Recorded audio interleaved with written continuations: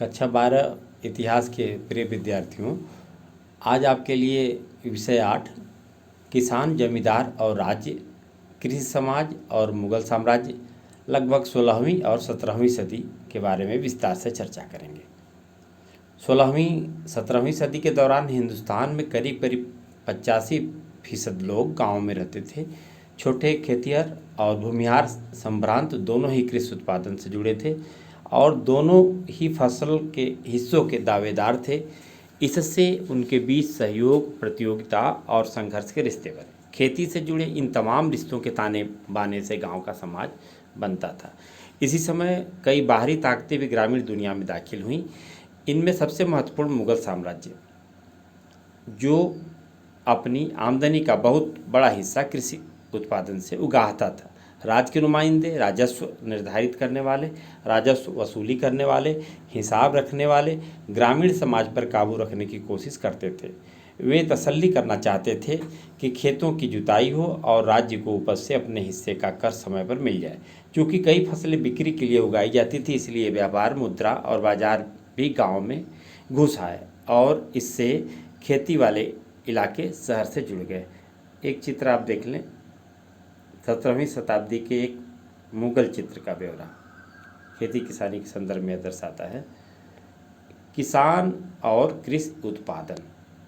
खेतिहर समाज की बुनियादी इकाई गांव थी, जिनमें किसान रहते थे। किसान साल भर अलग अलग मौसम में वो तमाम काम करते थे जिससे फसल की पैदावार होती थी, जैसे कि ज़मीन की जुताई, बीज बोना और फसल पकने पर उसकी कटाई। इसके अलावा वे उन वस्तुओं के उत्पादन में भी शरीक होते थे जो कृषि आधारित थी, जैसे कि शक्कर, तेल इत्यादि। लेकिन सिर्फ मैदानी इलाकों में बसे किसानों की खेती ही ग्रामीण भारत की खासियत नहीं थी। ऐसे कई क्षेत्र भी थे, जैसे कि सूखी ज़मीन के विशाल हिस्सों से पहाड़ियों वाले इलाके, जहां इस तरह की खेती नहीं हो सकती थी, जैसे कि ज़्यादा उपजाऊ ज़मीनों पर। इसके अलावा भूखंड का एक बड़ा हिस्सा जंगलों से घिरा था। जब हम कृषि समाज की बात करते हैं, तब हमें इस भौगोलिक विविधताओं का ख्याल रखना चाहिए। स्रोतों की तलाश। चूँकि किसान अपने बारे में खुद नहीं लिखा करते थे, इसलिए ग्रामीण समाज के क्रियाकलापों की जानकारी हमें उन लोगों से नहीं मिलती जो खेतों में काम करते थे। नतीजन 16वीं और 17वीं सदी के कृषि इतिहास को समझने के लिए हमारे मुख्य स्रोत वे ऐतिहासिक ग्रंथ व दस्तावेज हैं जो मुगल दरबार की निगरानी में लिखे गए। आगे अध्याय 9 में इसको देखेंगे। सबसे महत्वपूर्ण ऐतिहासिक ग्रंथों में था आईएनए अकबरी, संक्षेप में आइन, जिसे अकबर के दरबारी इतिहासकार अबुल फजल ने लिखा था। खेतों की नियमित जुताई की तसल्ली करने के लिए राज्य के नुमाइंदों द्वारा करों की उगाही के लिए और राज्य व ग्रामीण सत्तापोषों यानी कि जमींदारों के बीच के रिश्तों के नियमन के लिए जो इंतजाम राज्य ने किए थे, उसका लेखा जोखा इस ग्रंथ में बड़ी सावधानी से पेश किया गया है। आइन का मुख्य उद्देश्य अकबर के साम्राज्य का एक ऐसा खाका पेश करना था जहां एक मजबूत सत्ताधारी वर्ग सामाजिक मेल जोल बनाकर रखता था। आइन के लेखक के मुताबिक मुगल राज्य के खिलाफ कोई बगावत या किसी भी किस्म के स्वायत्त सत्ता की दावेदारी का असफल होना पहले ही तय था। दूसरे शब्दों में, किसानों के बारे में जो कुछ हमें आइन से पता चलता है वह सत्ता के ऊंचे गलियारों का नज़रिया है। खुशकिस्मती से आइन की जानकारी के साथ साथ हम उन स्रोतों का भी इस्तेमाल कर सकते हैं जो मुगलों की राजधानी से दूर के इलाकों में लिखे गए थे। इनमें 17वीं व 18वीं सदियों के गुजरात, महाराष्ट्र और राजस्थान से मिलने वाले वे दस्तावेज शामिल हैं जो सरकार की आमदनी की विस्तृत जानकारी देते हैं। इसके अलावा ईस्ट इंडिया कंपनी के बहुत सारे दस्तावेज भी हैं जो पूर्वी भारत में कृषि उपजों का उपयोगी खाका पेश करते हैं। ये सभी स्रोत किसानों, जमींदारों और राज्यों के बीच तनिक झगड़ों को दर्ज करते हैं। लगे हाथ ये स्रोत यह समझने में हमारी मदद करते हैं कि किसान राज्य को किस नज़रिए से देखते थे और राज्य से उन्हें कैसे न्याय की उम्मीद थी। किसान और उनकी ज़मीन। मुगल काल के भारतीय फारसी स्रोत किसान के लिए आमतौर पर रैयत या मुजरियान शब्द का इस्तेमाल करते थे। साथ ही हमें किसान या आसामी जैसे शब्द भी मिलते हैं। 17वीं सदी के स्रोत दो किस्म के किसानों की स्रोत में दो तरह के किसानों की चर्चा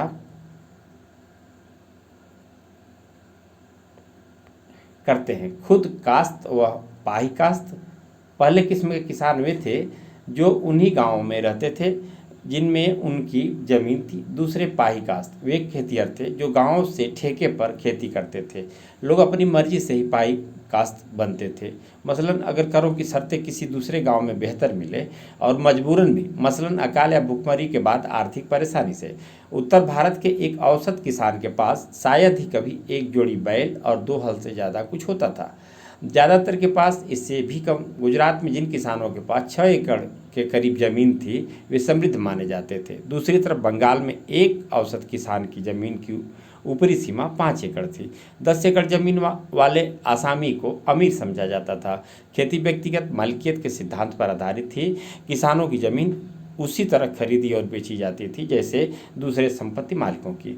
19वीं सदी के दिल्ली आगरा इलाके में किसानों की मालिकियत का यह विवरण 17वीं सदी पर उतना ही लागू होता है। हल जोतने वाले खेतिहर किसान हर जमीन की हदों पर मिट्टी, ईंट और कांटों से पहचान के लिए निशान लगाते हैं और ज़मीन के ऐसे हजारों टुकड़े किसी भी गांव में देखे जा सकते हैं। सिंचाई और तकनीक, ज़मीन की बहुतायत, मजदूरों की मौजूदगी और किसानों की गतिशीलता की वजह से कृषि का लगातार विस्तार हुआ। चूँकि खेती का प्राथमिक उद्देश्य लोगों का पेट भरना था, इसलिए रोज़मर्रा के खानों की ज़रूरतें जैसे चावल, गेहूँ, ज्वार इत्यादि फसलें सबसे ज़्यादा उगाई जाती थी। जिन इलाकों में प्रतिवर्ष 40 इंच या इससे ज़्यादा बारिश होती थी वहाँ कमोबेश चावल की खेती होती थी। कम और कमतर बारिश वाले इलाकों में क्रमशः गेहूँ व ज्वार बाजरे की खेती ज़्यादा प्रचलित थी। मानसून भारतीय कृषि की रीढ़ था जैसा कि आज भी है, लेकिन कुछ ऐसी फसलें भी थी जिनके लिए अतिरिक्त पानी की जरूरत थी, जिनके लिए सिंचाई के कृत्रिम उपाय बनाने पड़े। यहाँ पर हम इसकी भी चर्चा करते चलेंगे। किसान बस्तियों का बसना उजड़ना, यह हिंदुस्तानी कृषि समाज की एक खासियत थी और इस खासियत ने मुगल शासक बाबर की तेज निगाहों को इतना चौंकाया कि उसने इसे अपने संस्मरण बाबरनामा में नोट किया। हिंदुस्तान में बस्तियां और गांव दरअसल शहर के शहर एक लम्हे में ही वीरान भी हो जाते हैं और बस भी जाते हैं। वर्षों से आबाद किसी बड़े शहर के बासिंदे उसे छोड़कर चले जाते हैं तो वे ये काम कुछ इस तरह करते हैं कि 1.5 दिनों के अंदर उनका हर नामो निशान मिट जाता है। दूसरी ओर अगर वे किसी जगह पर बसना चाहते हैं तो उन्हें पानी के रास्ते खोदने की ज़रूरत नहीं होती, क्योंकि उनकी सारी फसलें बारिश के पानी में उगती हैं। और चूँकि हिंदुस्तान की आबादी बेशुमार है, लोग उमड़ते चले आते हैं, वे एक सरोवर या कुआं बना लेते हैं। उन्हें घर बनाने या दीवार खड़ी करने की भी ज़रूरत नहीं होती। खसकी घास बहुतायत में पाई जाती है। जंगल अपार है, झोपड़ियाँ बनाई जाती हैं और एकाएक एक गांव या शहर खड़ा हो जाता है। इसके संदर्भ में कृषि जीवन के उन पहलुओं का विवरण विद्यार्थियों को देना है जो बाबर को उत्तर भारत के इलाके की खासियत लगी।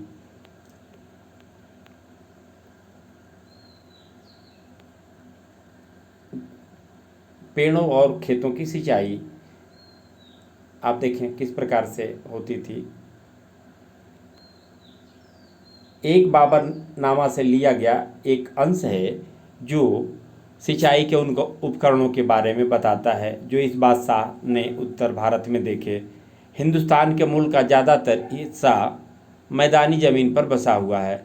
हालांकि यहाँ शहर और खेती लायक ज़मीन की बहुतायत है, लेकिन कहीं भी बहते पानी का इंतजाम नहीं। वे इसलिए कि फसल उगाने या बागानों के लिए पानी की बिल्कुल ज़रूरत नहीं है। शरद ऋतु की फसलें बारिश के पानी से पैदा हो जाती हैं और ये हैरानगी की बात है कि बसंत ऋतु की फसलें तो तब भी पैदा हो जाती हैं जब बारिश बिल्कुल ही नहीं होती। छोटे पेड़ों तक बाल्टियों या रहट के जरिए पानी पहुंचाया जाता है। लाहौर, दीपालपुर जो दोनों आज पाकिस्तान में हैं, और ऐसी जगहों पर लोग रहट के जरिए सिंचाई करते हैं। वे रस्सी के 2 गोलाकार फंदे बनाते हैं जो कुएं की गहराई के मुताबिक लंबे होते हैं। इन फंदों में थोड़ी थोड़ी दूरी पर वे लकड़ी के गुटके लगाते हैं और इन गुटकों पर घड़े बांध देते हैं। लकड़ी के गुटकों और घड़ों से बंधी इन रस्सियों को कुएं के ऊपर पहियों से लटकाया जाता है। पहियों की धुरी पर एक और पहिया, यह अंतिम पहिए को बैल के जरिए घुमाया जाता है। इस पहिए के दांत के पास के दूसरे पहिए के दांतों को जकड़ लेते हैं और इस तरह घड़ों वाला पहिया घूमने लगता है। घड़ों से जहाँ पानी गिरता है वहाँ एक सकरा नाला खोद दिया जाता है और इस तरह से हर जगह पानी पहुँचाया जाता है। आगरा, चांदवर और बयाना आज के उत्तर प्रदेश में और ऐसे कई इलाकों में भी लोग बाग बाल्टियों से सिंचाई करते हैं। कुएं के किनारे पर वे लकड़ियों के कन्ने गाड़ देते हैं। इन कन्नों के बीच बेलन टिकाते हैं और एक बड़ी बाल्टी में रस्सी बांधते हैं। रस्सी को बेलन पर लपटते हैं और दूसरे छोर को बैल से बांध देते हैं। एक शख्स को बैल हाँकना पड़ता है, दूसरा बाल्टी से पानी निकालता है। यहाँ पर आप यह चित्र देख सकते हैं, ये रहट का चित्र है, रहट की संरचना है, किस प्रकार से कुएं से पानी बाहर निकलता है। दूसरी तरफ एक किसान जो उसको घुमाता रहता है। और यहाँ सिंचाई के जिन साधनों का जिक्र बाबर ने किया है उनकी तुलना विजयनगर की सिंचाई व्यवस्था में कीजिए। सिंचाई की इन दोनों अलग अलग प्रणालियों में किस किस तरह के संसाधनों की जरूरत पड़ती है, इनमें से किन किन प्रणालियों में कृषि तकनीक में सुधार के लिए किसानों की भागीदारी जरूरी होती होगी। तंबाकू का प्रसार। यह पौधा सबसे पहले दक्कन पहुंचा और वहां से 17वीं सदी के शुरुआती वर्षों में इसे उत्तर भारत लाया गया।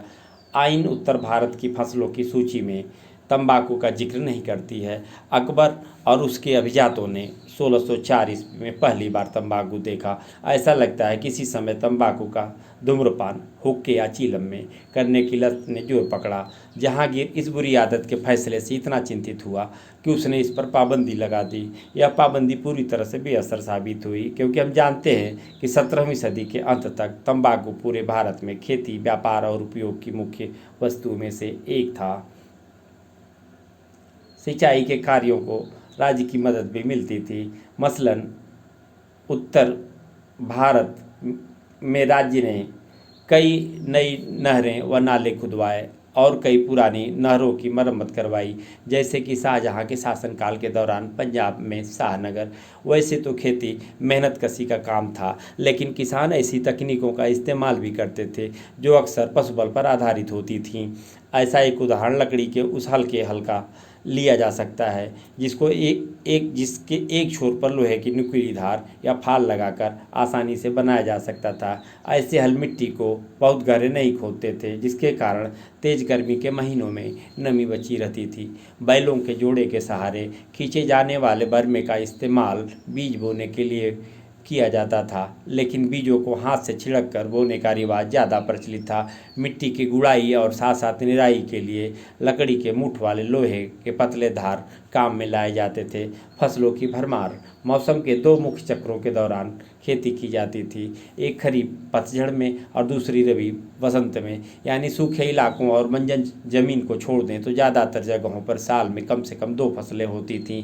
जहां बारिश या सिंचाई के अन्य साधन हर वक्त मौजूद थे, वहां तो साल में 3 फसलें भी उगाई जाती थी। इस वजह से पैदावार में भारी विविधता पाई जाती थी।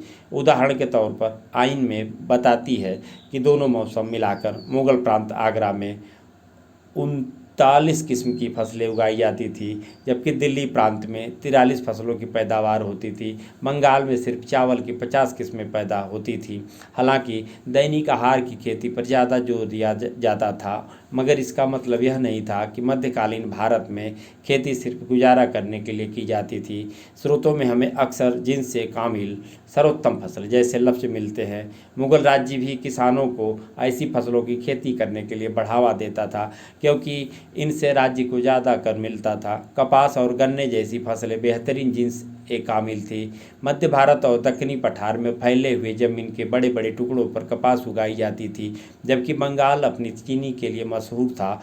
तिलहन जैसे सरसों और दलहन भी नकदी फसलों में आती थी। इससे पता चलता है कि एक औसत किसान की ज़मीन पर किस तरह पेट भरने के लिए होने वाले उत्पादन और व्यापार के लिए किए जाने वाले उत्पादन एक दूसरे से जुड़े हुए थे। 17वीं सदी में दुनिया के अलग अलग हिस्सों से कई नई फसलें भारतीय उपमहाद्वीप पहुंची। मसलन मक्का भारत में अफ्रीका और स्पेन के रास्ते आया और 17वीं सदी तक इसकी गिनती पश्चिम भारत की मुख्य फसलों में होने लगा। टमाटर, आलू और मिर्च जैसी सब्जियां नई दुनिया से लाई गई। इसी तरह अनानास और पपीता जैसे फल वहीं से आए। ग्रामीण समुदाय इन बातों से जाहिर है कि कृषि उत्पादन में किसानों की पुरजोर भागीदारी और पहल होती थी। इससे मुगल समाज के कृषि संबंधों पर क्या असर पड़ता था, यह पता करने के लिए आइए हम समाज के उन समूहों पर एक नज़र डालें जो खेती के विस्तार में शरीक होते थे। साथ ही हम उनके बीच के रिश्तों और झगड़ों पर भी गौर करेंगे। हम पहले देख चुके हैं कि किसान की अपनी ज़मीन पर व्यक्तिगत मलकियत होती थी। साथ ही जहाँ तक उनके सामाजिक अस्तित्व का सवाल है, कई मामले में वे सामूहिक ग्रामीण समुदाय का हिस्सा थे। इस समुदाय के 3 घटक थे: खेतिहर किसान, पंचायत और गांव का मुखिया मुकद्दम या मंडल। जाति और ग्रामीण माहौल। जाति और अन्य जाति जैसे भेदभावों की वजह से खेतिहर किसान कई तरह के समूहों में बटे थे। खेतों की जुताई करने वालों में एक बड़ी तादाद ऐसे लोगों की थी जो नीच समझे जाने वाले कामों में लगे थे या फिर खेतों में मजदूरी करते थे। हालांकि खेती लायक ज़मीन की कमी नहीं थी, फिर भी कुछ जात के लोगों को सिर्फ नीच समझे जाने वाले काम ही दिए जाते थे। इस तरह वे गरीब रहने के लिए मजबूर थे। जनगणना तो उस वक्त नहीं होती थी, पर जो थोड़े बहुत आंकड़े और तथ्य हमारे पास हैं उनसे पता चलता है कि गांव की आबादी का बहुत बड़ा हिस्सा ऐसे ही समूहों का था जिनके पास संसाधन सबसे कम थे और ये जात व्यवस्था की पाबंदियों से बंधे थे। इनकी हालत ये देख लें आप चित्र। पहले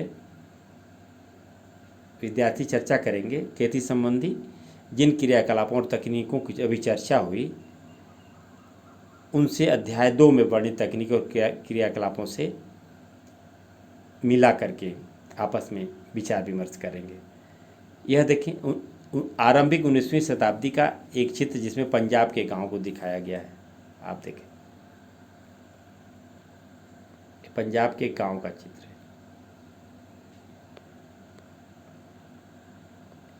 है। इनकी हालत कमोवेश वैसी ही थी जैसी कि आधुनिक भारत में दलितों की। दूसरे संप्रदायों में भी ऐसे भेदभाव फैलने लगे थे। मुसलमान समुदायों में हलाल खुरान जैसे नीच कामों से जुड़े समूह गांव की हदों के बाहर ही रहते थे। इसी तरह बिहार में मल्लाहजादाओं शाब्दिक अर्थनाविकों के पुत्र की तुलना दासों से की जा सकती थी। समाज के निचले तबकों में जात, गरीबी और सामाजिक हैसियत के बीच सीधा रिश्ता था, ऐसे बीच के समूहों में नहीं था। 17वीं सदी में मारवाड़ में लिखी गई एक किताब राजपूतों की चर्चा किसानों के रूप में करती है। इस किताब के मुताबिक जाट भी किसान थे, लेकिन जात व्यवस्था में उनकी जगह राजपूतों के मुकाबले नीची थी। 17वीं सदी में राजपूत होने का दावा वृंदावन उत्तर प्रदेश के इलाके में गौरव समुदाय ने भी किया, बावजूद इसके कि वे ज़मीन की जुताई के काम में लगे थे। पशुपालन और बागबानी में बढ़ते मुनाफे की वजह से अहीर, गुर्जर और माली जैसी जातियां सामाजिक सीढ़ी में ऊपर उठी। पूर्वी इलाकों में पशुपालक और मछुआरी जातियां जैसे सतगोप व कैवर्त भी किसानों की सी सामाजिक स्थिति पाने लगीं। पंचायतें और मुखिया। गांव की पंचायत में बुजुर्गों का जमावड़ा होता था। आमतौर पर वे गांव के महत्वपूर्ण लोग हुआ करते थे जिनके पास अपनी संपत्ति के पुश्तैनी अधिकार होते थे। जिन गांवों में कई जातियों के लोग रहते थे वहां अक्सर पंचायत में भी विविधता पाई जाती थी। यह एक ऐसा अल्पतंत्र था जिसमें गांव के अलग अलग संप्रदायों और जातियों की नुमाइंदगी होती थी। फिर भी इसकी संभावना कम ही है कि छोटे मोटे और नीच काम करने वाले खेतिहर मजदूरों के लिए इसमें कोई जगह होती होगी। पंचायत का फैसला गांव में सबको मानना पड़ता था। पंचायत का सरदार एक मुखिया होता था जिसे मुकद्दम या मंडल कहते थे। कुछ स्रोतों से ऐसा लगता है कि मुखिया का चुनाव गांव के बुजुर्गों की आम सहमति से होता था और इस चुनाव के बाद उन्हें इसकी मंजूरी जमींदार से लेनी पड़ती थी। मुखिया अपने ओहदे पर तभी तक बना रहता था जब तक गांव के बुजुर्गों को उस पर भरोसा था। ऐसा नहीं होने पर बुजुर्ग उन्हें बर्खास्त कर सकते थे। गांव के आमदनी व खर्चे का हिसाब किताब अपनी निगरानी में बनवाना मुखिया का मुख्य काम था और इसमें पंचायत का पटवारी उसकी मदद करता था। पंचायत का खर्चा गांव के उस आम खजाने से चलता था जिसमें हर व्यक्ति अपना योगदान देता था। इस खजाने से उन कर अधिकारियों की खातिरदारी का खर्चा भी किया जाता था जो समय समय पर गांव का दौरा किया करते थे और दूसरी ओर इस कोष का इस्तेमाल बाढ़ जैसी प्राकृतिक विपदाओं से निपटने के लिए भी होता था और ऐसे सामुदायिक कार्यों के लिए भी जो किसान खुद नहीं कर सकते थे, जैसे कि मिट्टी के छोटे छोटे बांध बनाना या नहर खोदना। एक चित्र आप देखें यहाँ पर, प्रारंभिक 19वीं शताब्दी का चित्र जिसमें गांव के बुजुर्ग कर अधिकारियों से मिल रहे हैं। कर अधिकारी जो टैक्स, इनसे मिल। चित्रकार ने गांव के बुजुर्गों और कर अधिकारियों में फ़र्क कैसे डाला है, देखें आप किस तरह से, इस साइड में आपको और इधर गांव वाले और कर वसूल करने वाले। पंचायत का एक बड़ा काम यह तसल्ली करना था कि गांव में रहने वाले अलग अलग समुदायों के लोग अपनी जाति के हदों के अंदर रहें। पूर्वी भारत में सभी शादियां मंडल की मौजूदगी में होती थी। यूँ कहा जाता है कि जात की अवहेलना रोकने के लिए लोगों के आचरण पर नज़र रखना गांव के मुखिया की जिम्मेदारियों में से एक था। पंचायतों को जुर्माना लगाने और समुदाय से निष्कासित करने जैसे ज़्यादा गंभीर दंड देने के अधिकार थे।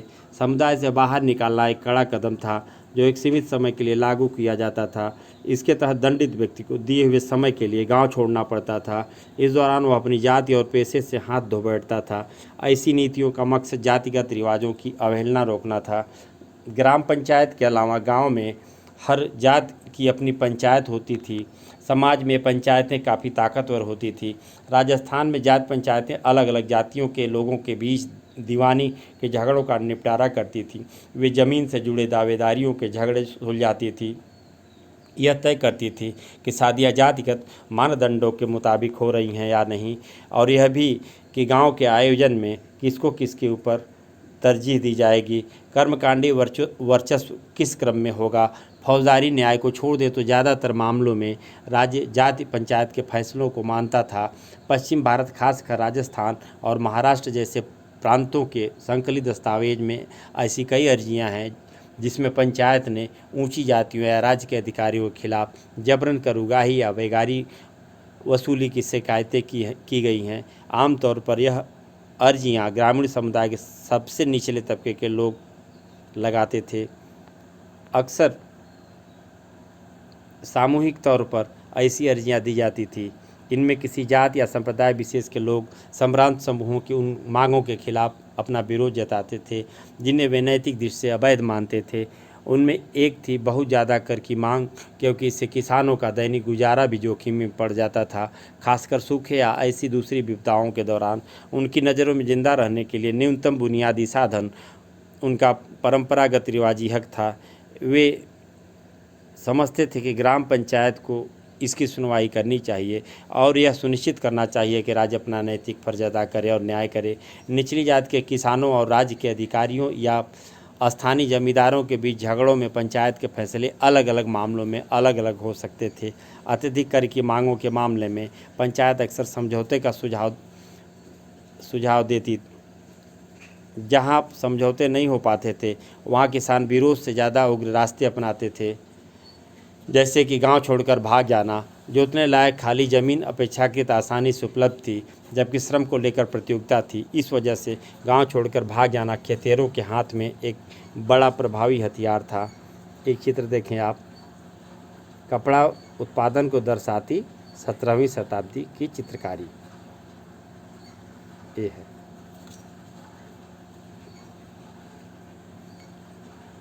ग्रामीण दस्तकार अलग अलग तरह के उत्पादन कार्य में जुटे लोगों के बीच फैले लेन देन के रिश्ते गांव का एक और रोचक पहलू था। अंग्रेजी शासन के शुरुआती वर्षों में किए गए गांवों के सर्वेक्षण और मराठाओं के दस्तावेज बताते हैं कि गांव में दस्तकार काफ़ी अच्छी तादाद में रहते थे।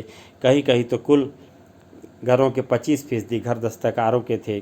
कभी कभी किसानों और दस्तकारों के बीच फर्क करना मुश्किल होता था, क्योंकि कई ऐसे समूह थे जो दोनों किस्म के काम करते थे। खेतिहर और उसके परिवार के सदस्य कई तरह की वस्तुओं के उत्पादन में शिरकत करते थे।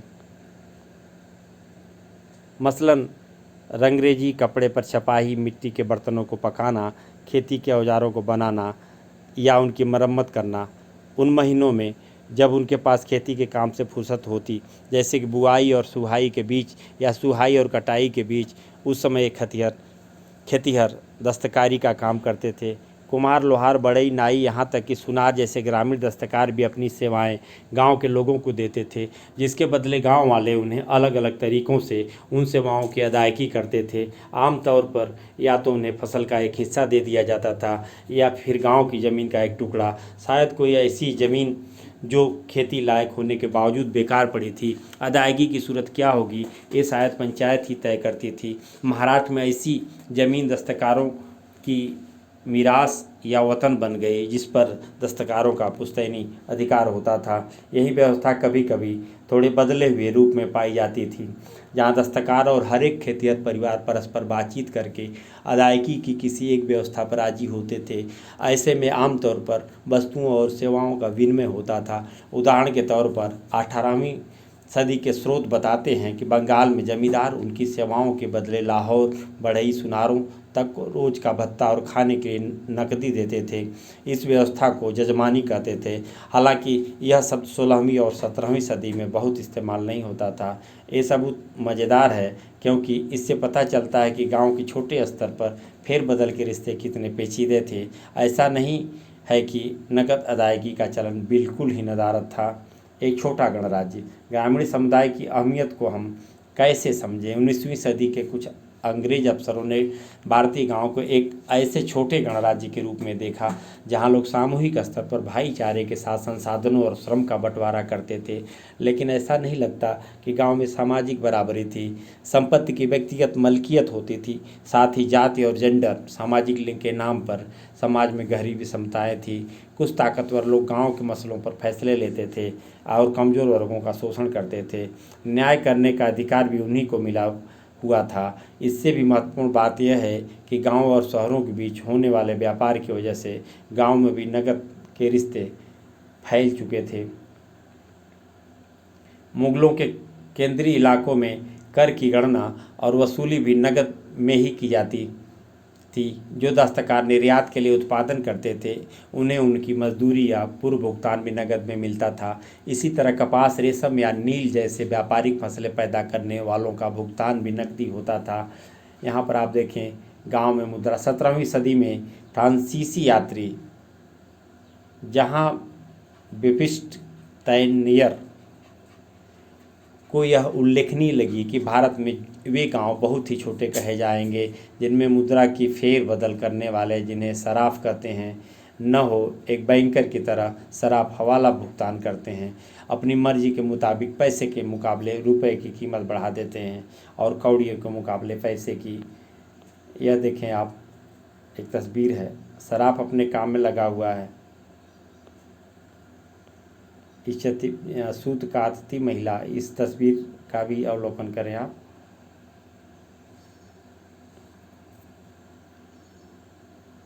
कृषि समाज में महिलाएं, जैसा कि शायद कई समाजों में आपने गौर किया होगा, उत्पादन की प्रक्रिया में मर्द और महिलाएं खास किस्म की भूमिकाएं अदा करते हैं। जिस संदर्भ में हम बात करते हैं वहाँ महिलाएं और मर्द कंधे से कंधा मिलाकर खेतों में काम करते थे। मर्द खेत जोतते थे, वह हल चलाते थे और महिलाएं बुआई, निराई और कटाई के साथ साथ पकी हुई फसलों का दाना निकालने का काम करती थी।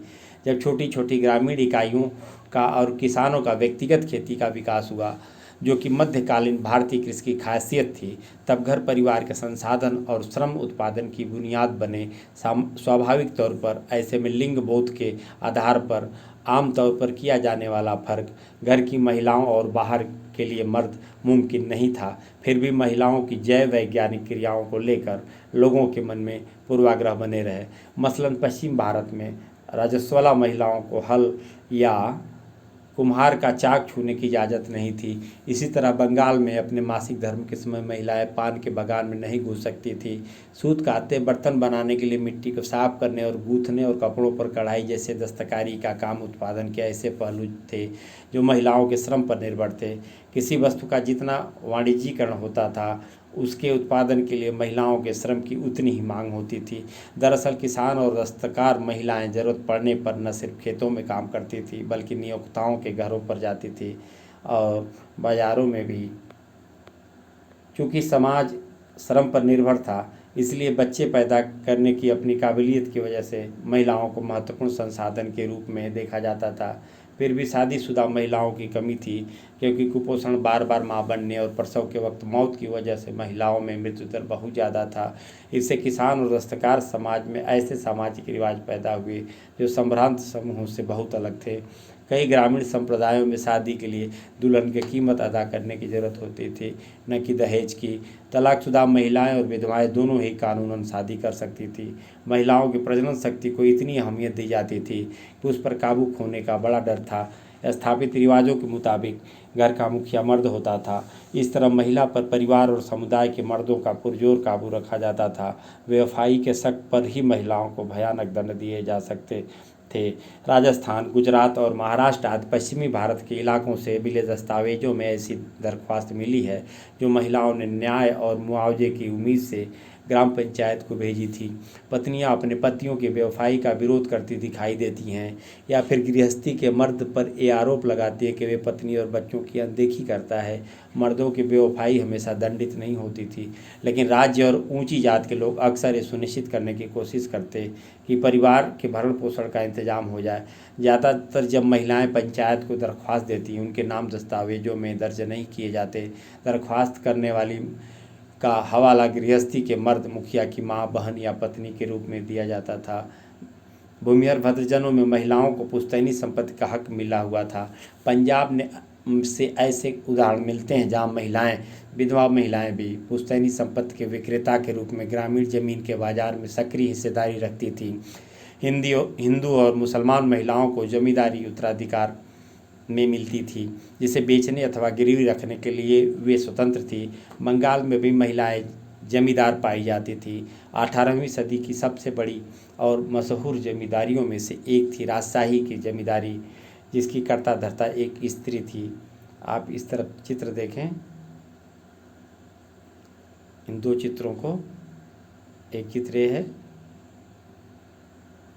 और दूसरा चित्र है फतेहपुर सिकरी का निर्माण, महिलाएं पत्थर तोड़ रही हैं।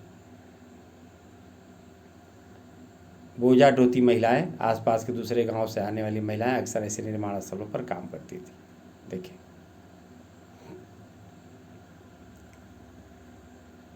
क्या आपके प्रांत में विद्यार्थियों के लिए चर्चा का विषय है, क्या आपके प्रांत में कृषि भूमि पर महिलाओं और मर्दों की पहुंच में कोई फर्क है?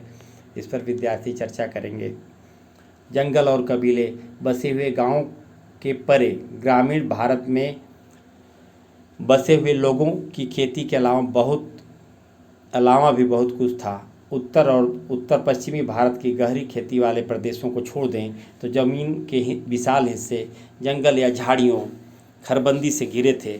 ऐसे इलाके झारखंड सहित पूरे पूर्वी भारत, मध्य भारत, उत्तरी क्षेत्र जिसमें भारत नेपाल के सीमावर्ती इलाके की तराई शामिल हैं, दक्षिण भारत का पश्चिमी घाट व दक्कन के पठारों में फैले हुए थे। हालांकि इस काल में अखिल भारतीय स्तर पर जंगलों के फैलाव का औसत निकालना लगभग असंभव है। फिर भी समसामयिक स्रोतों से मिली जानकारी के आधार पर यह अंदाज़ा लगाया जा सकता है कि यह औसत करीब 40% था। समसामयिक रचनाएं जंगल में रहने वालों के लिए जंगली शब्द का इस्तेमाल करती हैं, लेकिन जंगली होने का मतलब सभ्यता का न होना बिल्कुल नहीं था। वैसे आजकल इस शब्द का प्रचलित अर्थ यही है।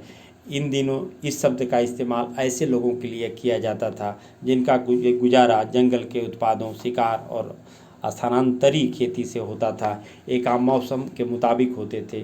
उदाहरण के तौर पर भीलों में बसंत के मौसम में जंगल के उत्पाद इकट्ठा किए जाते, गर्मियों में मछली पकड़ी जाती, मानसून के महीनों में खेती की जाती और शरद व जाड़े के महीनों में शिकार किया जाता था। यह सिलसिला लगातार गतिशीलता की बुनियाद पर खड़ा था और इस बुनियाद को मजबूत भी करता था। लगातार एक जगह से दूसरी जगह घूमते रहना इन जंगलों में रहने वाले कबीलों की एक खासियत थी। जहाँ तक राज्य का सवाल है, उसके लिए जंगल उलटफेर वाला इलाका था, बदमाशों को शरण देने वाला अड्डा, ममास। एक बार फिर हम बाबर की ओर देखते हैं, जो कहता है कि जंगल एक ऐसा रक्षा कवच था जिसके पीछे परगना के लोग कई विद्रोही हो जाते थे और कर अदा करने से मुकर जाते थे। जंगलों में घुसपैठ, जंगल में बाहरी ताकतें कई तरह से घुसती थी। मसलन राज्य कोसीमा के लिए हाथियों की ज़रूरत होती थी, इसलिए जंगलवासियों से ली जाने वाली पेशकश में अक्सर हाथी भी शामिल होते थे। एक तरफ आप ये चित्र देखें।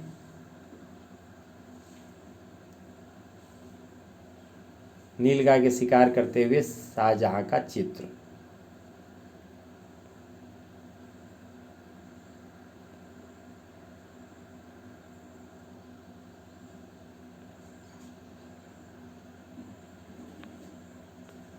मुगल राजनीतिक विचारधारा में ग्रामीणों और अमीरों सहित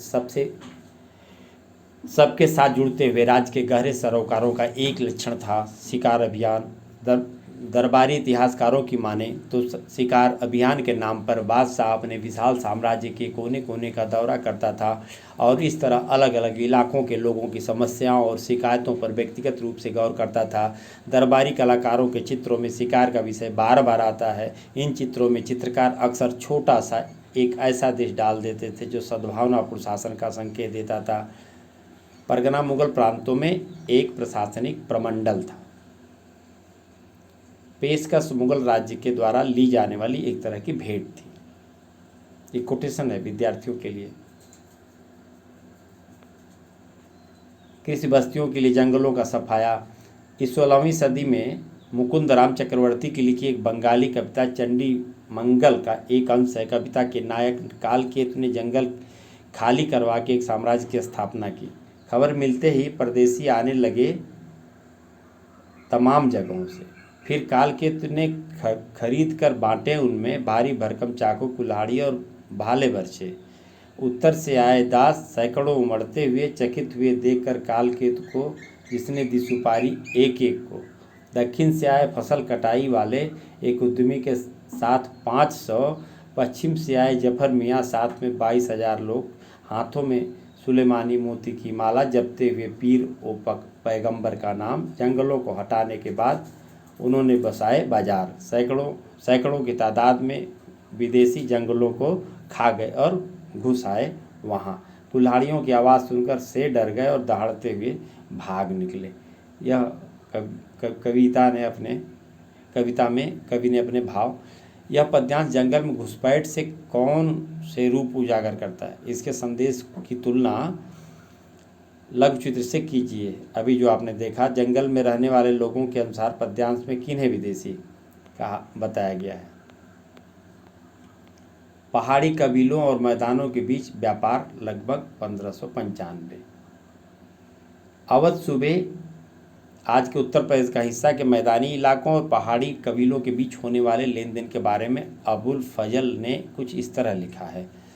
उत्तर के पहाड़ों से इंसानों मोटे मोटे घोड़ों और बकरों की पीठ पर लाद कर बेशुमार सामान ले जाए जाते हैं, जैसे कि सोना, तांबा, सीसा, कस्तूरी, सूरा, गाय, याक की पूंछ, शहद, चूंक, संतरे का रस और नींबू के रस को साथ उबालकर बनाया जाने वाला एक अम्ल, अनारदाना, अदरक, लंबी मिर्च, मजीठ जिसे लाल रंग बनाया जाता है की जड़ें, सुहागा, जदवार, हल्दी जैसी एक जड़, मोम, ऊनी कपड़े, लकड़ी, सामान, चील, बाज, काले बाज, मरलिन, बाज पक्षी की ही एक किस्म और ऐसी वस्तुएं। इसके बदले में सफ़ेद और रंगीन कपड़े, कहरुबा एक पीला भूरा धात जिससे गहने बनाए जाते थे, नमक, हींग, गहने और शीशे व मिट्टी के बर्तन वापस ले जाते हैं। इस अनुच्छेद में परिवहन के कौन से तरीकों का जिक्र किया गया है?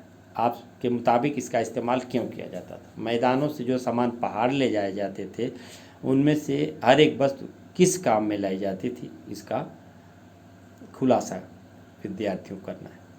एक चित्र और देख लें। सूफी गायक को सुनते एक किसान और एक शिकारी।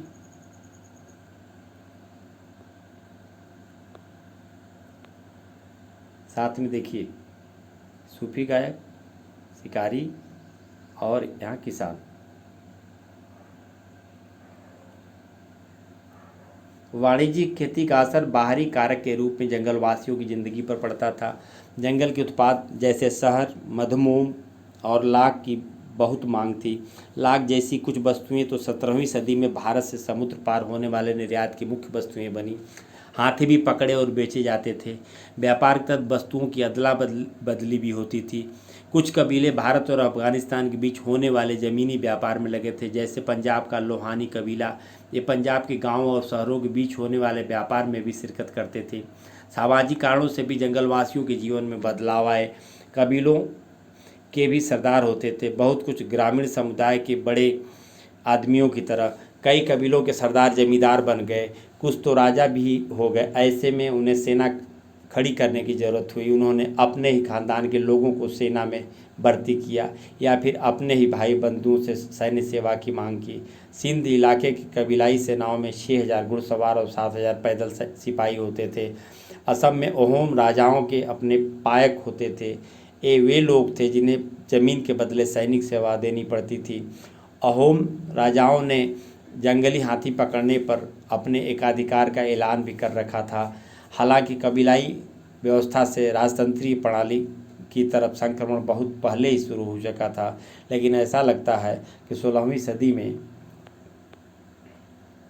आकर यह प्रक्रिया पूरी तरह विकसित हुई। इसकी जानकारी हमें उत्तर पूर्वी इलाकों में कबीलाई राज्यों के बारे में आइन की बातों से मिलती है। उदाहरण के तौर पर 16वीं 17वीं सदी में कोच राजाओं ने पड़ोसी कबीलों के साथ एक के बाद एक युद्ध किया और उन पर अपना कब्जा जमा लिया।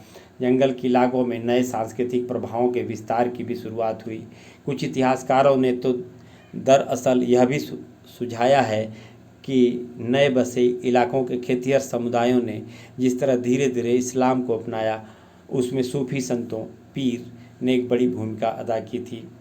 जमींदार मुग़ल भारत में कृषि संबंधों की हमारी दास्तान तब तक अधूरी रहेगी जब तक गांव में रहने वाला एक ऐसे तबके की बात न कर लें जिनकी कमाई तो खेती से आती थी, लेकिन जो कृषि उत्पादन में सीधे हिस्सेदारी नहीं करते थे।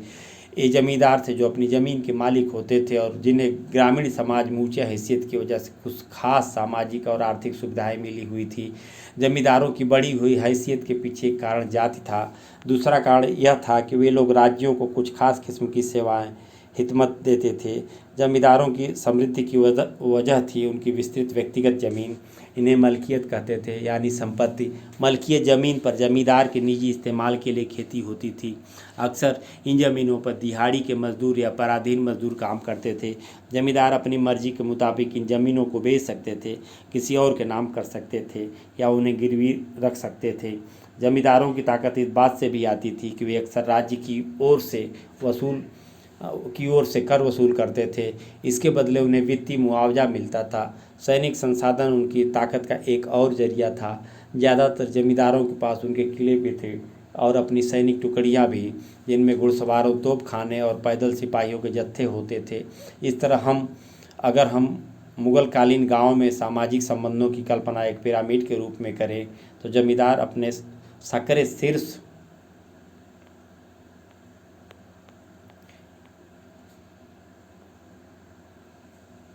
हिस्सा थे। अबुल फजल इस ओर इशारा करता है कि ऊंची जाति के ब्राह्मण राजपूत गठबंधन ने ग्रामीण समाज पर पहले ही अपना ठोस नियंत्रण बना रखा था। इसमें तथाकथित मध्यम जातियों की भी खासी नुमाइंदगी थी, जैसा कि हमने पहले भी देखा है। और इसी तरह कई मुसलमान जमींदारों की भी। समसामयिक दस्तावेजों से ऐसा लगता है कि जंग में जीत जमींदारों की उत्पत्ति का संभावित स्रोत रहा होगा।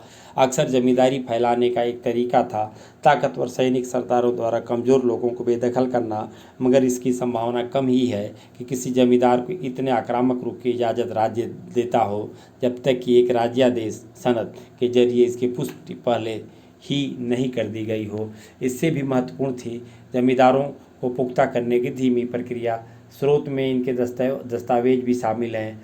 ये कई तरीके से किया जा सकता था। नई ज़मीनों को बसाकर जंगलबारी अधिकारों के हस्तांतरण के जरिए, राज्य के आदेश से या फिर खरीद कर, यही वे प्रक्रियाएं थी जिनके जरिए अपेक्षाकृत निचली जातियों के लोग भी जमींदारों के दर्ज में दाखिल हो सकते थे, क्योंकि इस काल में जमींदारी धड़ल्ले से खरीदी और बेची जाती थी। कई कारणों से मिलकर परिवार या वंश पर आधारित जमींदारियों को पुख्ता होने का मौका दिया। मसलन राजपूतों और जाटों ने ऐसी रणनीति अपनाकर उत्तर भारत में ज़मीन की बड़ी बड़ी पट्टियों पर अपना नियंत्रण पुख्ता किया। इसी तरह मध्य और दक्षिण पश्चिम बंगाल में किसान पशचारियों जैसे सतगोप ने ताकतवर जमींदारियां खड़ी की। जमींदारों ने खेती लायक ज़मीनों को बसाने में अगुवाई की और खेतिहरों को खेती के साजो सामान व उधार देकर उन्हें वहां बसने में भी मदद की। जमींदारी की खरीद फरोख्त से गांव के मौद्रीकरण की प्रक्रिया में तेजी आई। इसके अलावा जमींदार अपनी मलकियत की ज़मीनों की फसल भी बेचते थे। ऐसे सबूत हैं कि जो दिखावे हैं कि जमींदार अक्सर बाज़ार हाट स्थापित करते थे जहां किसान भी अपनी फसलें बेचने आते थे। हालांकि इसमें कोई शक नहीं कि जमींदार शोषण करने वाला तबका था, लेकिन किसानों से उनके रिश्तों में पारस्परिकता, पैतृकवाद और संरक्षण का पुट था। दो पहलू इस बात की पुष्टि करते हैं। एक तो ये कि भक्ति संतों ने जहाँ बड़ी बेबाकी से जातिगत और दूसरी किस्मों के अत्याचारों की निंदा की, वहीं उन्होंने जमींदारों को या फिर दिलचस्प बात है साहूकारों को किसानों के शोषण या उन पर अत्याचार करने वालों के रूप में नहीं दिखाया। आमतौर पर राज्य का राजस्व अधिकारी ही उनके गुस्से का निशाना बना। दूसरे 17वीं सदी में भारी संख्या में कृषि विद्रोह हुए और उनमें राज्य के खिलाफ जमींदारों को अक्सर किसानों का समर्थन मिला। आज़ादी के बाद भारत में जमींदारी व्यवस्था खत्म कर दी गई। इस अनुभाग को पढ़ना है और उन कारणों की पहचान कीजिए जिनकी वजह से ऐसा किया गया। भू राजस्व प्रणाली। जमीन से मिलने वाला राजस्व मुगल साम्राज्य की आर्थिक बुनियाद थी। इस कारण से कृषि उत्पादन पर नियंत्रण रखने के लिए और तेज़ी से फैलते साम्राज्य के तमाम इलाकों में राजस्व आकलन व वसूली के लिए जरूरी था कि राज्य एक प्रशासनिक तंत्र खड़ा करे। दीवान, जिसके दफ्तर पर पूरे राज्य की वित्तीय व्यवस्था की देखरेख की जिम्मेदारी थी, इस तंत्र में शामिल था। इस तरह हिसाब रखने वाले और राजस्व अधिकारी खेती की दुनिया में दाखिल हुए और कृषि संबंधों को शक्ल देने में एक निर्णायक ताकत के रूप में उभरे। लोगों पर कर देने का बोझ निर्धारित करने से पहले मुगल राज्य ने जमीन और उन पर होने वाले उत्पादन के बारे में खास किस्म की सूचनाएं इकट्ठा करने की कोशिश की। भू राजस्व के इंतजाम में दो चरण थे, पहला कर निर्धारण और दूसरा वास्तविक वसूली। जमा निर्धारित रकम थी और हासिल सचमुच वसूली की गई रकम। अमील गुजार या राजस्व वसूली करने वाले के कामों की सूची में अकबर ने यह हुक्म दिया कि जहां उसे आमिल गुजार को कोशिश करनी चाहिए कि खेतिहर नगद भुगतान करे, वही फसलों में भुगतान का विकल्प भी खुला रहे। राजस्व निर्धारित करते समय राज्य अपना हिस्सा ज़्यादा से ज़्यादा रखने की कोशिश करता था, मगर स्थानीय हालात की वजह से कभी कभी सचमुच में इतनी वसूली कर पाना संभव नहीं हो पाता था। हर प्रांत में जुती हुई ज़मीन और जोतने लायक ज़मीन दोनों की नपाई की गई। अकबर के शासनकाल में अबुल फजल ने आइन में ऐसी ज़मीनों के सभी आंकड़ों को संकलित किया। उसके बाद के बादशाहों के शासनकाल में भी ज़मीन की नपाई के प्रयास जारी रहे। मसलन 1665 ईस्वी में औरंगजेब ने अपने राजस्व कर्मचारियों को स्पष्ट निर्देश दिया कि हर गांव में खेतिहरों की संख्या का सालाना हिस्सा रखा जाए। इसके बावजूद सभी इलाकों की नपाई सफलतापूर्वक नहीं हुई। जैसा कि हमने देखा है, उपमहाद्वीप के कई बड़े हिस्से जंगलों घिरे हुए थे और इनकी नपाई नहीं हुई। और देखें आप, अमीन एक मुलाजिम था जिसकी जिम्मेवारी यह सुनिश्चित करना था कि प्रांतों में राजकीय नियम कानूनों का पालन हो रहा है। अकबर के शासन में भूमि का वर्गीकरण। आइन में वर्गीकरण के मापदंडों की इस प्रकार सूची मिलती है। अकबर बादशाह ने अपनी गहरी दूरदर्शिता के साथ ज़मीनों का वर्गीकरण किया और हर एक वर्ग की ज़मीन के लिए अलग अलग राजस्व निर्धारित किया। पोलज वह ज़मीन है जिसमें एक के बाद एक हर फसल की सालाना खेती होती है और जिसे कभी खाली नहीं छोड़ा जाता। परौती वह ज़मीन है जिस पर कुछ दिनों के लिए खेती रोक दी जाती है ताकि वह अपनी खोई ताकत वापस पा सके। चरचर वह ज़मीन है जो 3 या 4 वर्षों तक खाली रहती है। बंजर वह ज़मीन है जिस पर 5 या उससे ज़्यादा वर्षों से खेती नहीं की गई हो। पहले 2 प्रकार की ज़मीन की 3 किस्में हैं, अच्छी, मध्यम और ख़राब। वे हर किस्म की ज़मीन के उत्पाद को जोड़ देते हैं और इसका तीसरा हिस्सा मध्यम उत्पाद माना जाता है, जिसका 1/3 हिस्सा शाही मुल्क माना जाता है। आप ये देखें, भू राजस्व की वसूली पर साम्राज्य के विस्तार का क्या प्रभाव पड़ा। ये देखें चित्र, सबसे ऊपर आपका समरकंद दिख रहा है और एक काल दिख रहे हैं कि इसके शासनकाल में कौन कौन सा क्षेत्र था। बाबर का शासनकाल 1530, अकबर का शासन 1605 और औरंगजेब का शासन 1707। और इस तरफ आप देखें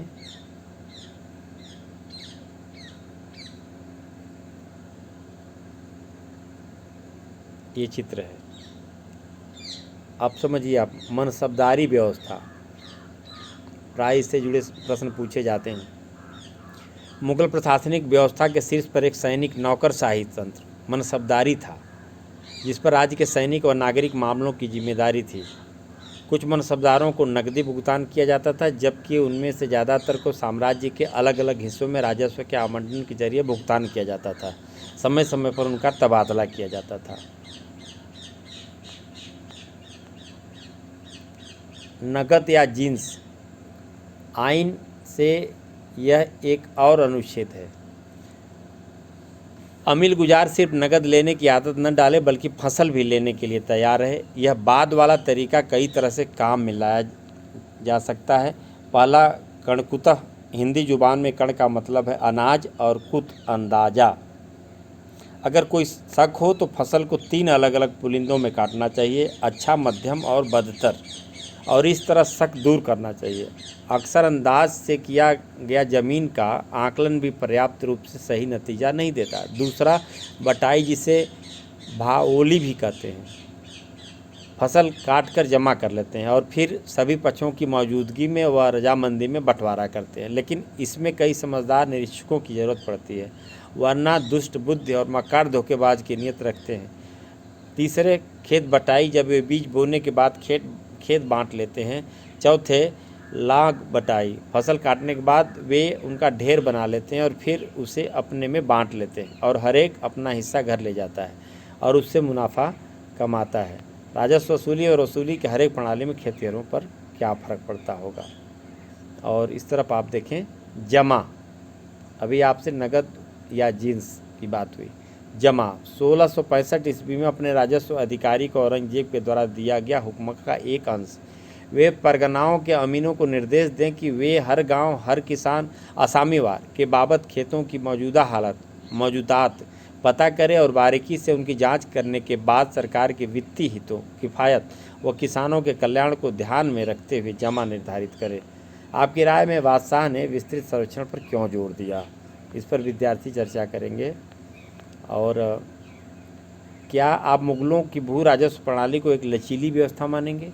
अभी जो चर्चा हुई उस आधार पर आप इस पर समूह बना करके बातचीत करेंगे।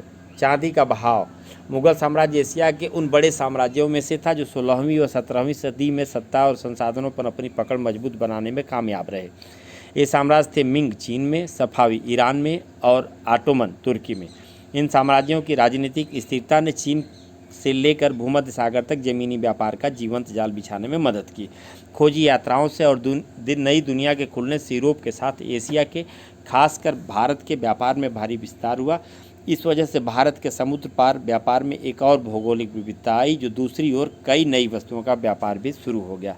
लगातार बढ़ते व्यापार, देखें आप ये चित्र देखें, अकबर द्वारा जारी किए चांदी के रुपए की दोनों तरफ, ये है एक तरफ, क्लियर चित्र देख लें आप, दूसरी तरफ इस चित्र का भी अवलोकन कर लें। चांदी के रुपए की दोनों तरफ अकबर द्वारा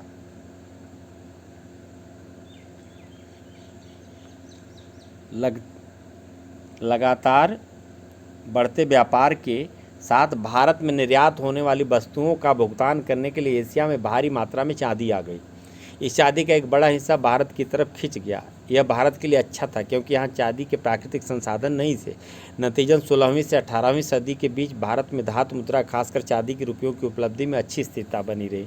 इसके साथ ही एक तरफ तो अर्थव्यवस्था में मुद्रा संचार और सिक्कों की ढलाई में अभूतपूर्व विस्तार हुआ, दूसरी तरफ मुगल राज्य को नकदी कर उगाहने में आसानी हुई। इटली के एक मुसाफिर जोआनी कारेरी, जो लगभग 1690 ईस्वी में भारत से होकर गुजरा था, ने इस बात का बड़ा सजीव चित्र पेश किया है कि किस तरह चांदी तमाम दुनिया से होकर भारत पहुंची थी। उसी से हमें यह पता चलता है कि 17वीं सदी के भारत में बड़ी अद्भुत मात्रा में नकद और वस्तुओं का आदान प्रदान हो रहा था। एक तरफ और देखें आप, औरंगजेब द्वारा जारी किया गया चांदी का रुपया, ये चित्र।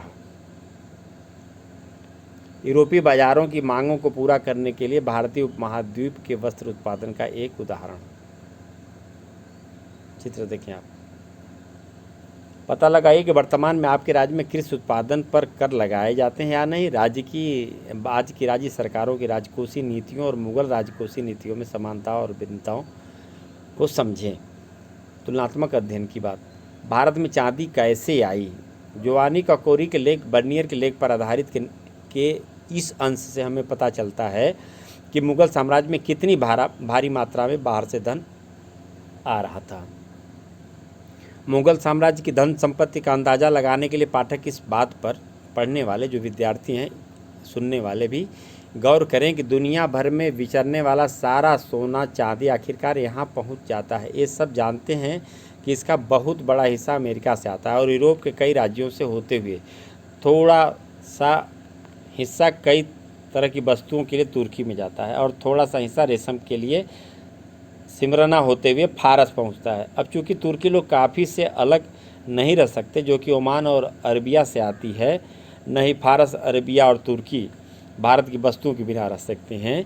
वे मुद्रा की विशाल मात्रा लाल सागर पर बेबल मंडेल के पास स्थित मोचा भेजते हैं। इसी तरह वे मुद्राएं फारस की खाड़ी पर स्थित बसरा भेजते हैं। बाद में ये सारी संपत्ति जहाज़ों के हिंदुस्तान भेज दी जाती हैं। भारतीय जहाज़ों के अलावा जो डच, अंग्रेजी और पुर्तगाली जहाज़ पर हर साल हिंदुस्तान की वस्तुएं लेकर पेगू, तानसरेरी, म्यांमार के से श्याम, थाईलैंड, सिलो, श्रीलंका, मालदीव के टापू, मोजाम्बिक और अन्य जगह ले जाते हैं। इन्हीं जहाज़ों को निश्चित तौर पर बहुत सारा सोना चांदी इस देशों से लेकर वहाँ हिंदुस्तान पहुँचाना पड़ता है। वो सब कुछ जो डच लोग जापान की खानों से हासिल करते हैं, देर सवेर हिंदुस्तान चला जाता है और यहाँ से यूरोप को जाने वाली सारी वस्तुएं, चाहे वो फ्रांस जाए या इंग्लैंड या पुर्तगाल, सभी नगद में खरीदी जाती हैं। जो नगद वहीं हिंदुस्तान में रह जाता है। अबुल फजल की आईन-ए-अकबरी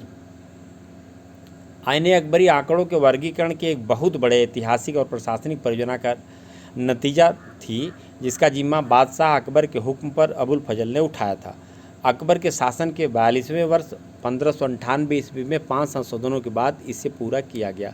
आइन इतिहास लिखने के एक ऐसे बृहत्तर परियोजना का हिस्सा थी जिसका पहल अकबर ने की थी। इस परियोजना का परिणाम था अकबरनामा, जिसे 3 जिल्दों में रचा गया। पहली जो जिल्दों ने ऐतिहासिक दास्तान पेश की। इन हिस्सों पर हम अध्याय 9 में ज़्यादा करीबी नज़र डालेंगे। आगे जो अध्याय है, तीसरी जल्द आइन-ए-अकबरी को शाही नियम कानून के सारांश और साम्राज्य के एक राजपथ की सूरत में संकलित किया गया था। आइन कई मसलों पर विस्तार से चर्चा करती है। दरबार, प्रशासन और सेना का संगठन, राजस्व के स्रोत और अकबरी साम्राज्य के प्रांत का भूगोल और लोगों के साहित्यिक, सांस्कृतिक और धार्मिक रिवाज। अकबर की सरकार के तमाम विभागों और प्रांतों अर्थात सूबों के बारे में विस्तार से जानकारी देने के अलावा आइन इन सूबों के बारे में पेचीदे और आंकड़ेबद्ध सूचनाएं बड़ी बारीकी के साथ देती है। इन सूचनाओं को इकट्ठा करके इन्हें सिलसिलेवार तरीके से संकलित करना एक महत्वपूर्ण शाही कवायद थी। इसने बादशाह को साम्राज्य के तमाम इलाकों में प्रचलित रिवाजों और पेशों की जानकारी दी। इस तरह हमारे लिए आइन अकबर के शासन के दौरान मुगल साम्राज्य के बारे में सूचनाओं की खान है।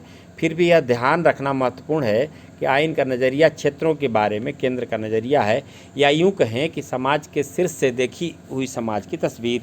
आइन 5 भागों दफ्तर का संकलन है, जिसके पहले 3 भाग प्रशासन का विवरण देते हैं। मंजिल आबादी के नाम से पहली किताब शाही घर परिवार और उसके रख रखाव से ताल्लुक़ रखती है। दूसरा भाग सिपाह आबादी, सैनिक व नागरिक प्रशासन और नौकरों की व्यवस्था के बारे में है। इस भाग में शाही अफसरों, मनसबदार, विद्वानों, कवियों और कलाकारों की संक्षिप्त जीवनियाँ शामिल हैं।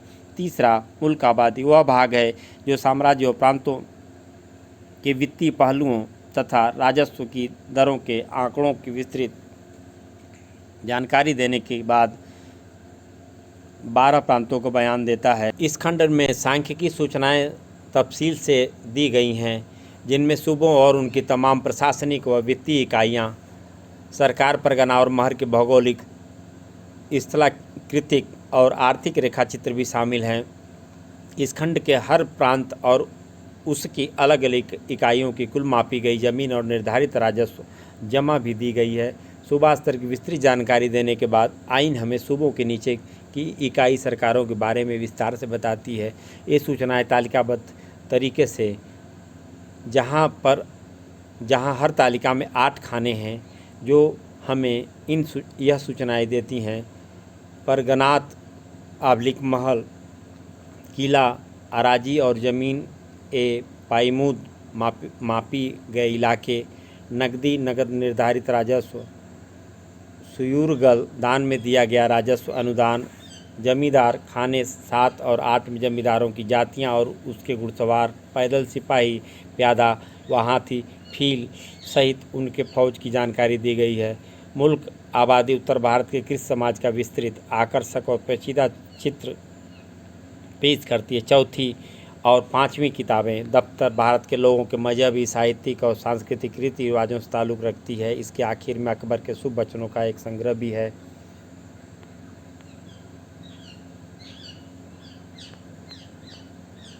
खुशकिस्मती के गुलाब बाग की सिंचाई। इस अंश में अबुल फजल ने बड़े साफ तौर पर एक खुलासा किया है कि उसने कैसे और किनसे अपनी सूचनाएं हासिल की।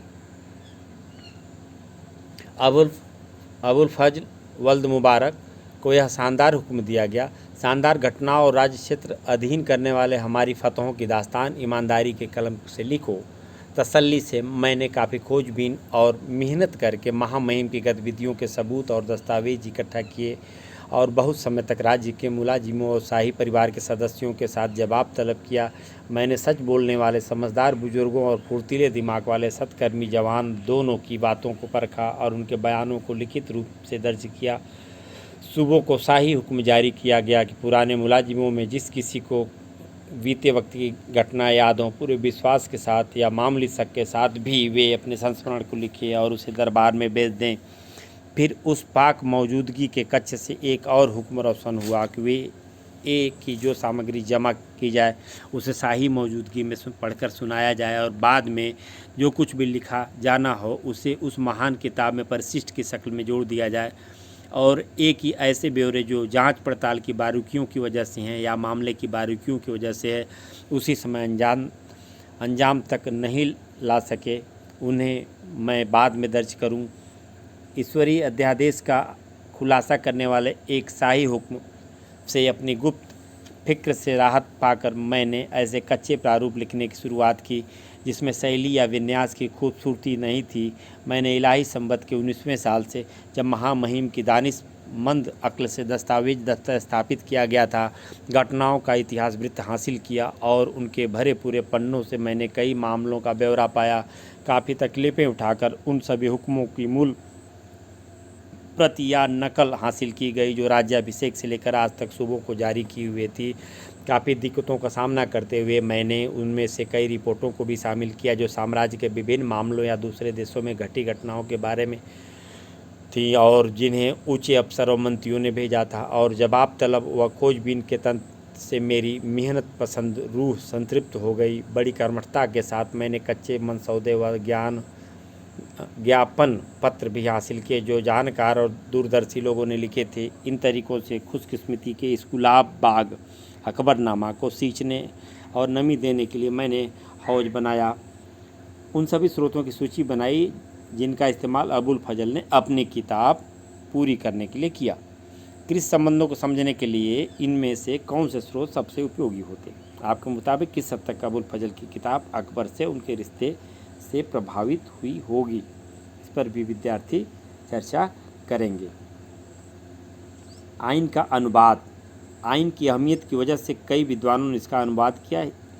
हेनरी ब्लैकमैन ने इसे संपादित किया और कलकत्ता, आज का कोलकाता, के एशियाटिक सोसाइटी ने अपनी बिब्लियोथीका श्रृंखला में इसे छापा। इस किताब का तीन खंडों में अंग्रेजी अनुवाद भी किया गया। पहले खंड का मानक अंग्रेजी अनुवाद ब्लैकमैन का है, कलकत्ता 1873। बाकी के 2 खंडों के अनुवाद H.S.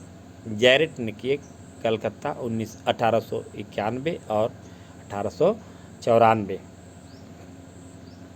और आगे देखें आप, हालांकि बादशाह अकबर ने शासन की सहूलियत के लिए आइन को आधिकारिक तौर पर विस्तृत सूचनाएं जमा करने के लिए प्रायोजित किया गया था, फिर भी यह किताब आधिकारिक दस्तावेजों की महज नकल से कहीं बढ़कर थी।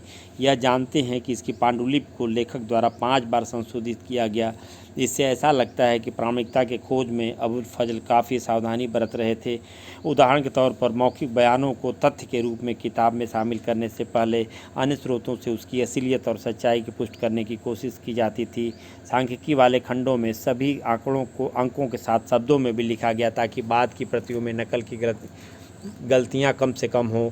फिर भी जिन इतिहासकारों ने ध्यान से आइन का अध्ययन किया वे बताते हैं कि इस ग्रंथ पूरी तरह समस्याओं से परे नहीं थे। जोड़ करने में कई गलतियां पाई गई हैं। ऐसा माना जाता है कि या तो ये अंक गणितीय की छोटी मोटी चूक है या फिर नकल उतारने के दौरान अबुल फजल के सहयोगियों की भूल। आमतौर पर गलतियां मामूली हैं और एक व्यापक स्तर पर किताबों के आंकड़ों की सच्चाई को कम नहीं करती। आइन की एक और सीमा यह है कि इसके संख्यात्मक आंकड़ों में विषमताएँ हैं। सभी सूबों से आंकड़े एक ही शक्ल में नहीं एकत्रित किए गए। मसलन जहां कई सूबों के लिए जमींदारों की जाति के मुतलिक विस्तृत सूचनाएं संकलित की गई, वहीं बंगाल और उड़ीसा के लिए ऐसी सूचनाएं मौजूद नहीं हैं। इसी तरह जहां सूबों के लिए राजकोषीय आंकड़े जहां तफसील से दिए गए हैं, वहीं इन्हीं इलाकों से कीमतों और मजदूरी जैसे इतने ही महत्वपूर्ण मापदंड इतने अच्छे से दर्ज नहीं किए गए हैं। कीमतों और मजदूरी की दरों को जो विस्तृत सूची आइन में दी गई है वह साम्राज्य की राजधानी आगरा या इसके इर्द गिर्द के इलाकों से ली गई है। जाहिर है कि देश के बाकी हिस्सों के लिए इन आंकड़ों की प्रासंगिकता सीमित है। इन सीमाओं के बावजूद आइन अपने समय के लिए एक असामान्य और अनोखा दस्तावेज है। मुगल साम्राज्य के गठन और उसकी संरचना को मंत्रमुग्ध करने वाली झलकियां दिखाकर उसके बासिंदों और उत्पादों के बारे में सांख्यिकी आंकड़े देकर अबुल फजल मध्यकालीन इतिहासकारों की अब तक की प्रचलित परंपराओं से कहीं आगे निकल गए और यह निश्चित तौर पर एक बड़ी उपलब्धि थी। गौरतलब है कि मध्यकालीन भारत में अबुल फजल ने पहले के इतिहासकार ज़्यादातर राजनीतिक वारदातों के बारे में लिखते थे। जंग, फतह, सियासी साजिशें या वंशीय उथल पुथल, देश, उनके लोग या उत्पादों का जिक्र गाहे बेगाहे प्रसंग बस ही आता था, और वह भी एक ऐसे लेख साज सज्जा के रूप में जिसकी दिशा मूलतः राजनीतिक होती थी। भारत के लोगों और मुगल साम्राज्य के बारे में विस्तृत सूचनाएं दर्ज करके आइन ने स्थापित परंपराओं को पीछे छोड़ दिया और इस तरह 17वीं सदी के मुहाने पर भारत के अध्ययन के लिए एक संदर्भ बिंदु बन गया। जहाँ तक कृषि संबंधों का सवाल है, आइन के सांख्यिकी सबूतों के अहमियत चुनौतियों के परे हैं, लेकिन इससे भी महत्वपूर्ण लोगों, उनके पेशों और व्यवसायों, साम्राज्य की व्यवस्था और उसके उच्चाधिकारियों के बारे में जो सूचनाएँ यह ग्रंथ मुहैया कराता है, उनकी मदद से इतिहासकार समकालीन भारत के सामाजिक ताने बाने का इतिहास पुनः रचते हैं। काल रेखा, मुगल साम्राज्य के इतिहास के मुख्य पड़ाव। 1526 दिल्ली के सुल्तान इब्राहिम लोदी को पानीपत में हराकर बाबर पहला मुगल बादशाह बनता है। 1530 से 1540 हुमायूं के शासनकाल का पहला चरण। 1540 से 1555 शेरशाह के हार कर हुमायूं सफाई दरबार में प्रवासी बनकर रहता है। 1555 से 56 हुमायूं खोए हुए राज्य को फिर से हासिल करता है। 1556 से 1605 अकबर का शासनकाल। 1605 से 1627 जहांगीर का शासनकाल। 1628 से 58 शाहजहां का शासनकाल। 1658 से 1707 शाहजहां का शासनकाल। 1739 नादिर शाह भारत पर आक्रमण करता है और दिल्ली को लूटता है। 1761 अहमद शाह अब्दाली पानीपत के तीसरे युद्ध में मराठों को हराता है। 1765 बंगाल के दीवानी अधिकार ईस्ट इंडिया कंपनी को सौंप दिए जाते हैं। 1857 अंतिम मुगल बादशाह बहादुर शाह जफर को अंग्रेज गद्दी से हटा देते हैं और देश निकाला देकर रंगून, आज का योंगान, म्यांमार भेज देते हैं। और आप यह देखें, ये कालखंड अत्यंत महत्वपूर्ण है। फिर से एक बार हम विद्यार्थियों को दिखा देते हैं, अध्ययन करने वालों को, और यह वास्तव में स्मरण करने योग्य है। प्रायः इन तिथियों को ही पूछा जाता है। उत्तर देना है। कृषि इतिहास लिखने के लिए आइन की को स्रोत के रूप में इस्तेमाल करने में कौन सी समस्या है? इतिहासकार इन समस्याओं से कैसे निपटते हैं? 16वीं 17वीं सदी में कृषि उत्पाद को किस हद तक महज गुजारे के लिए खेती कह सकते हैं? उसके उत्तर के कारण स्पष्ट करना है। कृषि उत्पाद में महिलाओं की भूमिका का विवरण देना है। विचाराधीन काल में मौद्रिक कारोबार की अहमियत की विवेचना उदाहरण सहित करिए। उन सबूतों की जांच कीजिए जो सुझाते हैं कि मुगल राज्य की व्यवस्था के भू राजस्व बहुत ही महत्वपूर्ण थे, और इन पर 250 से 300 शब्दों में लघु निबंध लिखना है। आपके मुताबिक कृषि समाज में सामाजिक व आर्थिक संबंधों को प्रभावित करने में जात किस हद तक कारक थी? 16वीं और 17वीं सदी में जंगल वासियों की ज़िंदगी किस तरह बदल गई? मुगल भारत में जमींदारों की भूमिका की जांच करना है। पंचायत और गांव के मुखिया किस तरह से ग्रामीण समाज का नियमन करते थे? विवेचना कीजिए। यह चित्र आप देखिए, सुनारों को दर्शाते हुए 17वीं शताब्दी का चित्र। ये सुनार, और आगे देखें आप, मानचित्र काम करना है। विश्व के वही रेखा वाले नक्शे पर उन इलाकों को दर्शाइए जिनका मुगल साम्राज्य के साथ आर्थिक संपर्क था। इन इलाकों के साथ यातायात मार्ग को भी दिखाना है और अन्य जो कार्य करने हैं। पड़ोस के गांव का दौरा कीजिए, पता कीजिए कि वहाँ कितने लोग रहते हैं, कौन सी फसलें उगाई जाती, कौन से जानवर पाले जाते हैं, कौन से दस्तकार समूह रहते हैं, महिलाएं ज़मीन की मालिक हैं या नहीं, और वहाँ की पंचायत किस तरह काम करती है। जो आपके 16वीं 17वीं सदी के बारे में सीखा है उससे इस सूचना की तुलना करते हुए समानताएं नोट कीजिए। परिवर्तन और निरंतरता दोनों की व्याख्या कीजिए। आइन का एक छोटा सा अंश चुनिए, 10 से 12 पृष्ठ दी गई इधर वेबसाइट हम आपको दिखाएंगे अभी, उसको ध्यान से पढ़िए और इस बात का ब्यौरा दीजिए कि इसका इस्तेमाल इतिहासकार कैसे करते हैं। इधर देखें आप, एक तस्वीर, मिठाई बेचती हुई महिला,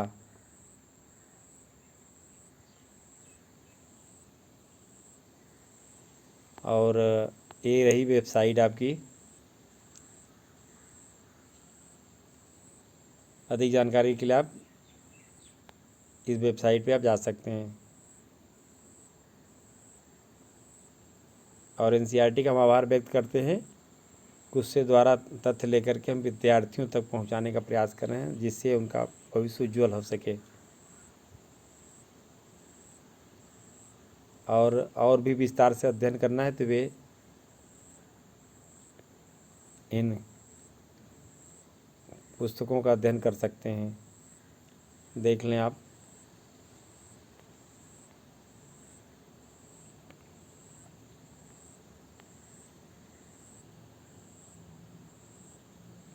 विद्यार्थी इस वीडियो में जहाँ जहाँ इन किताबों का विवरण है या जो तथ्य उन्हें महत्वपूर्ण लगते हैं और एक बार में नहीं क्लियर होता है, वे वहाँ पर उसे ब्रेक करके फिर से देख सकते हैं और समझ सकते हैं।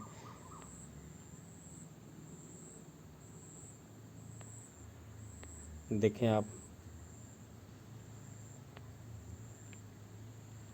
मेरी भी इच्छा है कि वीडियो छोटी बनी, परंतु समस्त तथ्यों को संग्रहित करने में यह वीडियो बड़ी हो जा रही है, परंतु सम्यक है, परिपूर्ण है। इसके अध्ययन से पर्याप्त सामग्री उन्हें उपलब्ध हो जाएगी और प्रायः इसी तरह की प्रश्नावली या इसी तरह के प्रश्न पूछे जाते हैं कक्षाओं में भी और विभिन्न प्रतियोगिताओं में भी। एक बार हम उस काल रेखा को फिर से दिखा दें विद्यार्थियों को, और इसी के साथ यह अध्याय आपका पूर्ण हुआ।